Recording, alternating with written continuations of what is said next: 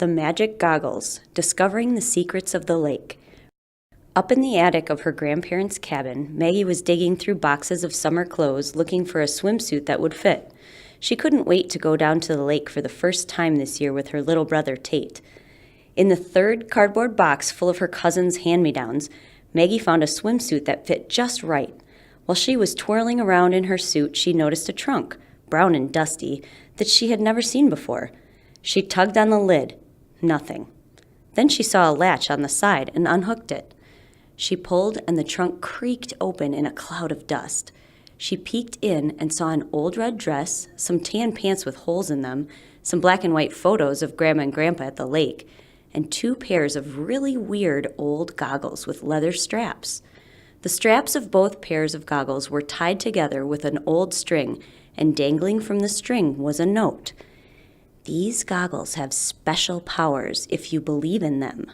They will help you discover the secrets of the lake. Pass them on. Margaret, 1954. Maggie snatched up the goggles and raced down the stairs 2 at a time. At the bottom of the stairs, she grabbed Tate's hand. I need to show you something at the lake. Tate looked confused, but he always liked to go to the lake. Dad, can we go to the lake now? Their dad poked his head around the corner from the workshop in the garage. His hair was sprinkled with wood shavings from the cedar strip canoe he was working on. They could see their grandpa standing next to the half-finished canoe, holding the next strip of wood to be glued in place. Sure. Just wait a minute while I finish gluing this strip, and then we'll go. Yippee! Bye, Grandpa. Tell Mom we're going to the lake. As she and her brother ran down the path, Maggie could smell the clean, fresh, earthy scent of the lake even before she could see it. When they got to the lake, they tiptoed into the water at the swimming area. Ooh, it's cold, but not too cold. After all, they had been looking forward to coming to the cabin and playing in the lake again ever since last fall. At the edge of the swimming area was a wild shoreline with all kinds of plants floating on top of the water. Maggie noticed the cool slime on the bottom of the water shield. When she popped the head off the water shield, a fish darted off. It was a bluegill. Next, Maggie sneakily slipped the goggles out from under her towel. She glanced at her dad. He was lying on the beach reading his book. Maggie put on 1 pair of goggles and handed the other pair to Tate. Whoa! She felt as light as a damselfly. When she took her next step, she was so light that she bounced up into the air as if she had bounced on a trampoline. With a little practice, she found she could push off the ground ever so lightly and nearly float a few inches above the ground. Tate followed her lead. Was she light enough to walk on top of the lily pads? She carefully stepped onto the first lily pad. It didn't even budge. She showed Tate how to tiptoe across the top of the lily pads, and soon he was leaping on them like a frog. When Maggie looked down, she realized that the goggles let her see right through the lily pads. Underneath them was an underwater forest. Some plants were tall and skinny. Others were round and bushy. Green, lumpy tadpoles were hanging out under the shade of the lily pads.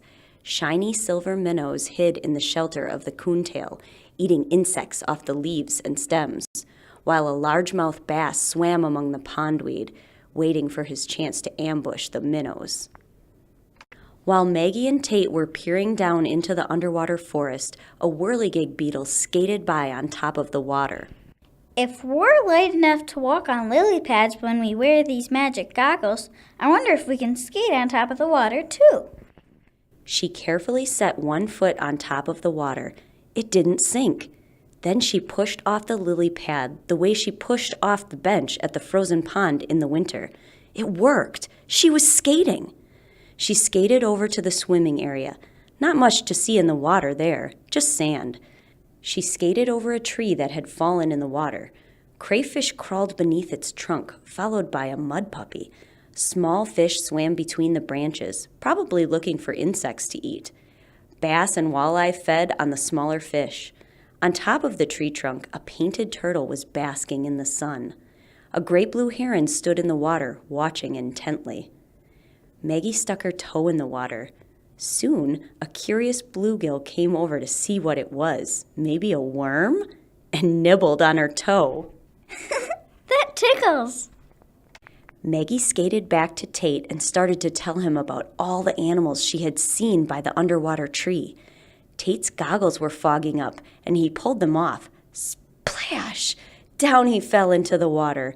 As he fell, a green streak flashed before their eyes. Then there was a bloop into the water. Maggie jumped back. It's a frog! Maggie looked back in the direction the frog had jumped from. It was a muddy stretch of beach with a fallen willow tree and a jumble of branches and leaves.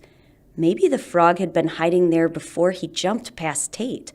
Maggie looked hard at the muddy shoreline around the bushes. She didn't see any more frogs. Then, in the distance, she noticed a pair of eyes just sticking out of the water. Another frog. She put her fingers to her lips. Tate, come here and put your goggles back on so you can see the frog. Tate slowly sneaked over and looked for a frog sitting on the mud. Nothing. He looked for a frog sitting on a lily pad. Still nothing. Then he looked exactly where Maggie was pointing. At first, he just saw water.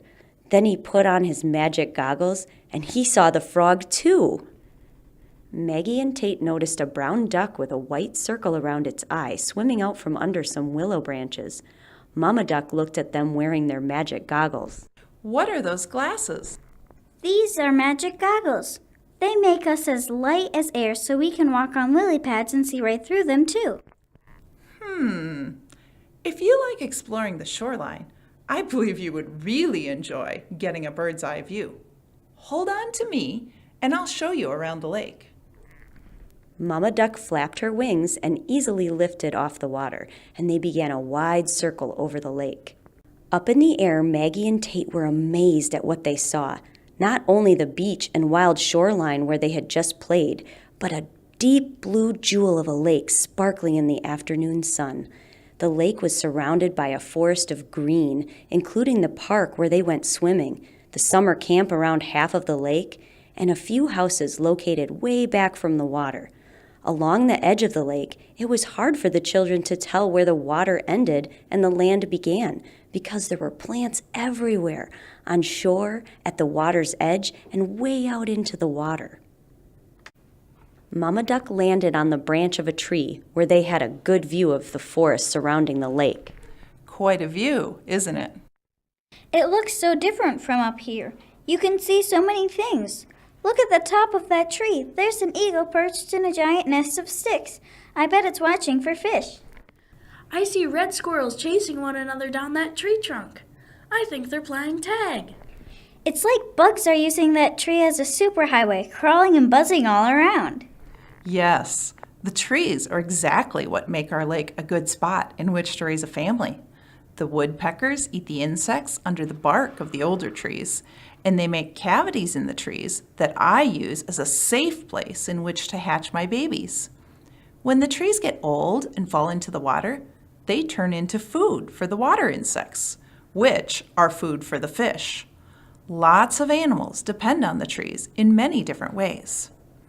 Now let's fly over to another part of the lake where we can look at some water plants up close. They flew across the bay and landed near the shore. Mama Duck stuck her head under the surface and went butt up.